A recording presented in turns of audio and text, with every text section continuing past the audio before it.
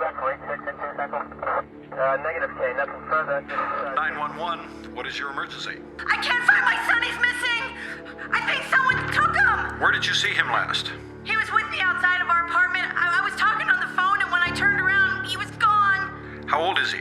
He's 3 years old. Oh God, please help me. I'm sending help right now. Have you searched the complex completely? I'm doing that now. Justin! Justin! Oh my God, he's in the pool! I can see him in the pool! He's face down! Somebody help me! Help me! You can't hear them. You can't see them. They can't scream for help. Drowning is the leading cause of accidental death for children between the ages of 1 and 5.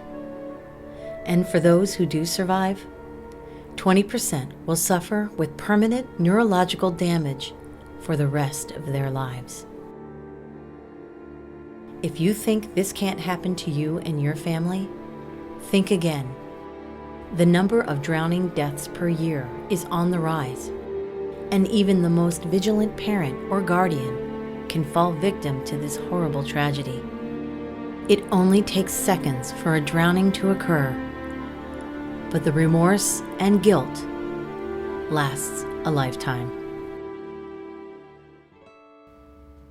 Hello, I'm Sheila Johnson. This past Mother's Day, my 5-year-old grandson, Torrey Davis Jr., drowned in an apartment complex pool. Tragically, Torrey was one of 3 children, ages 5 and under, who were victims of unintentional drowning on the same weekend in our Tampa Bay area. It only takes a second to lose track of a child or children around any body of water.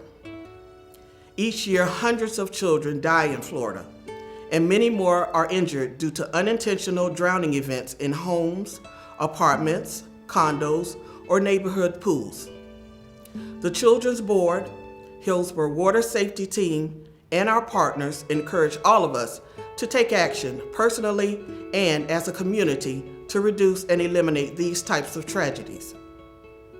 Maintain constant, direct, and active supervision of children in and around pools and other bodies of water. Designate water watchers with whistles or tags worn at all times children are in and around pools. Provide children, youth, and adults with age-appropriate swim lessons. Learn and practice CPR as a first line of defense for quick response before emergency professionals arrive on the scene. CPR saves lives. Never swim alone, and encourage swim buddies or partners to watch out for each other's safety or need for assistance in the water. It's up to all of us to help keep our children safe. I'm Kelly Paris, Executive Director of the Children's Board of Hillsborough County. The reasons we enjoy living in Tampa Bay is exactly why we have to be water smart from the start. Water safety is everyone's responsibility, whether at the beach or your neighborhood pool. Children between the ages of 1 and 5 have the highest rates of drowning. In fact, Florida is 300% higher than any other state in the nation. Fortunately, drowning is 100% preventable, with swimming supervision, barriers to water entry, and emergency preparedness.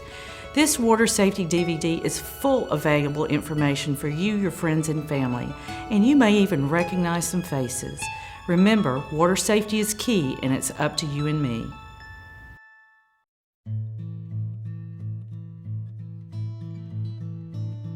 We all know that water is great fun for kids, but it's also a place where safety must take priority. As Floridians, it's our responsibility to educate ourselves on the things we can do to prevent pool, spa, or outdoor water tragedies from occurring. We ask that you become aware of the signs, because the signs are there.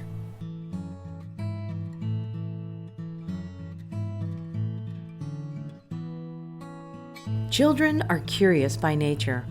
They like to explore. They're drawn to new things. If they can see it, they want to reach for it, to touch it, to taste it. The world is brand new to them, and they believe it's theirs for the taking. You may not realize it, but it only takes a few minutes for a child to wander away unnoticed. The best way to keep your child safe is active supervision.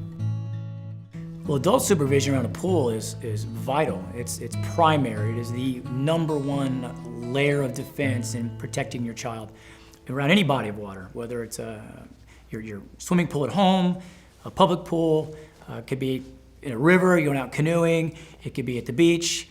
So it's not just supervision. I think a lot of times people think supervision is the kids are playing, they're having a good time, and we're here. Supervision by proximity is not supervision. So you've got to have active, within reach supervision. And then if you're handing off your child to someone else to supervise, a couple things need to happen. They need to make sure that they understand, where your child is, their ability to know how to swim, and also, do those people know how to swim that you're handing your child's safety off to as well? That's really a key component. As Floridians, we all have a role to play in water safety. Never assume someone else is watching your child, especially around water. You need to make sure your child has active supervision at all times.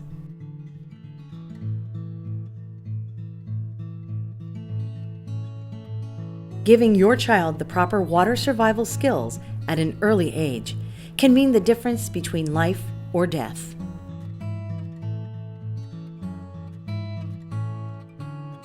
The aquatic self-rescue, we teach them if they fall in the pool to roll over and float. That's for children that are 6 months to a year.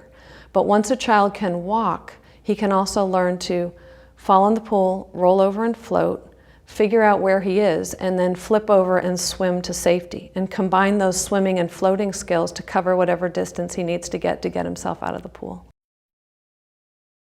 As soon as a child can crawl, they can get to the water alone, and they have the coordination at that point to roll over and float. So the sooner you teach it, the easier it is for the children to learn, and then the children never remember not knowing how to handle themselves in the water, which makes panic less likely. They learn to enjoy the water because they don't have anything to be afraid of, because they know how to handle themselves in it.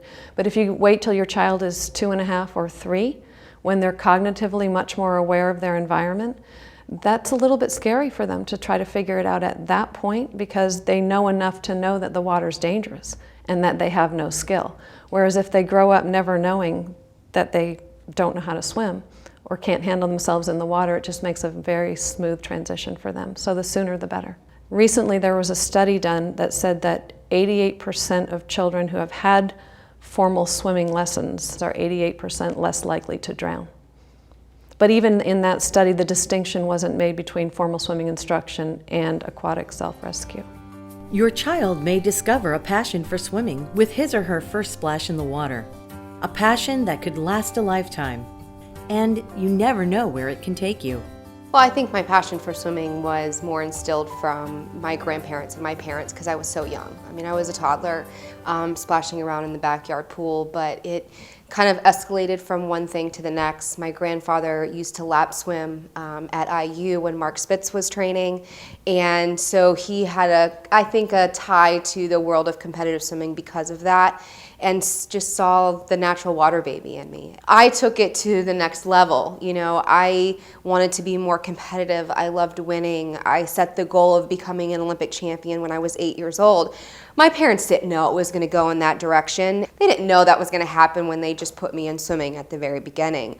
But it is a great outlet for kids, and I think it's a great skill for kids to develop. And nowadays you can get swim lessons all over the place, and I'm trying to be more of an advocate of even those families that financially may not be able to afford it, that there's going to be places where they can go. So essentially, no mom, dad, grandparent, aunt, uncle gets turned away with their child to learn water safety. Although active supervision is your best defense for the prevention of water tragedies, building a layer of protection around your home can play an important role in providing a safe and secure environment. If used properly, these safety layers can help prevent unsupervised access to areas with water. Layers of protection create a situation where there are multiple fail-safes around a home. Having fences around pools gates that are locked at all times, alarms on doors, as sliding glass doors or doors that are going out to the pool area. People today are affected by multiple distractions. You've got phones going off, you've got friends coming over, everything that's there to take your eyes off watching your children and making sure that they are safe at all times, especially around water. And so there are multiple layers of protection that families should use. Make sure there's a secure barrier around your yard that prevents children from entering your pool area. Place a boundary between the pool and your child by installing a child-proof fence that blocks all exits from the house to the pool area. This fence should be at least 4 feet high and use a secure gate latch. Install alarms on all doors or entryways leading to the pool area. Add an underwater pool alarm that sounds when an object enters the water. Cover spas with a child-proof lid when not in use. Remove toys or items floating in the pool that might attract the attention of a small child. Make sure that all gate latches close completely. Drownings are preventable 100%, and there's things that we all can do and put in place to hopefully not have another child drown here in Florida. But it's not just pools where children can drown. You may not realize it, but the most unassuming things can be a danger to your child. A mop bucket left unattended, a toilet bowl with the lid up, and of course, any water in the bathtub. Don't let your attention wander, even for a moment. Our environment can be beautiful and hazardous at the same time. When enjoying the outdoors, there are many things that can take your attention away from your child, making it easier for them to wander off. This is why it is so important to always practice outdoor water safety. People don't realize a lot of times when you're outdoors is water is everywhere. There are retention ponds everywhere. If you're at a family gathering, at a public park, they're usually based around lakes and rivers. And as soon as you lose concentration and don't focus on where your kids are, an emergency can happen at a split second. It's very easy to get distracted whenever you're outside around a body of water. You're socializing with your friends, you're having a drink, you're cooking, barbecue, you're doing all kinds of things that aren't paying direct and complete attention to your kids and other people that are there. So it's always your responsibility to maintain safety of your own kids. You can't rely on somebody else to do it. It's not Big Brother's responsibility. It's not Big Sister's responsibility. Ultimately, the responsibility falls to the parent themselves. One of the biggest threats open water poses to children and adults are riptides. Riptides can be dangerous, but knowing how to escape them could save your life. I do water rescues for Tampa Fire Rescue and have responded to a number of emergencies in the open bodies of water like Tampa Bay and the Gulf of Mexico. What people don't really realize is that there are a lot of riptides because of the changes in the topography around the open bodies of water like that. And the key thing to look for when you're looking for a riptide is an area of water that appears to be coming in to where you're at, but there's no breakwater. There's no white water where the waves would crash over because the water is actually traveling back into open water. And when that occurs, it's going to take you with it. If you are in a riptide, the first normal inclination for somebody to do is try and swim back to shore, but it's actually the last thing that you should do. Mainly is you want to stay above water and swim along the edge of the shore until you're out of the rip itself and then back into normal breakwater and able to swim back to shore.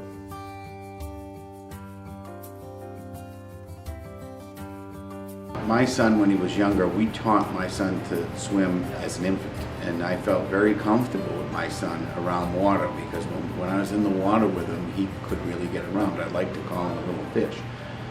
And I was letting him run around the pool deck. Now, I was standing within 5-10 feet at the most from him, and even that distance made my wife nervous because she didn't like him out of arm's reach. So she wasn't particularly happy that he had that much range of motion. But he was running down the deck, he had a diaper on, no shirt, and he fell. And when he hit bottom first, and I can remember to this day the sound of the diaper popping. It just went pop, the noise it made. And then he fell into the water head first. And he began to sink. And here's a child that we taught to swim, but he did not react the way I thought he would react. And he floated to the bottom of the pool with his mouth open, his eyes wide open, and his arms and legs spread apart. and he just floated to the bottom of the pool. I went in and got him immediately and pulled him up. But it really had an impact on me because, to me, drowning was, I would hear a splash, I would hear a sound, I would hear somebody yell for help. In this case, it was absolutely silent. There was no splashes, and it was a matter of seconds. If I had gone to turn off the hose, if I had gone in the house to answer the telephone, if I had gone around the corner to do something with the lawn, I think my son wouldn't be here today. The Children's Board of Hillsborough County is committed to ending youth drowning for all children. With your help, we can reduce this unnecessary loss of life in our community. Through active adult supervision and by implementing the proper water safety precautions, together we can make a difference. As you have learned, drowning is 100% preventable. With your help, we can stop this tragedy. The Children's Board of Hillsborough County is working with many organizations to help make swimming lessons available to children in your community. Florida has the highest rate for child drowning in the nation. This is not a ranking we're proud of. We need everyone to do their part, spread the word, and make water safety a priority. The Children's Board is determined to make a difference. For more information, please go to the website at the bottom of this screen. I want to thank you for taking the time to view this video, and remember, water safety is key, and it's up to you and me.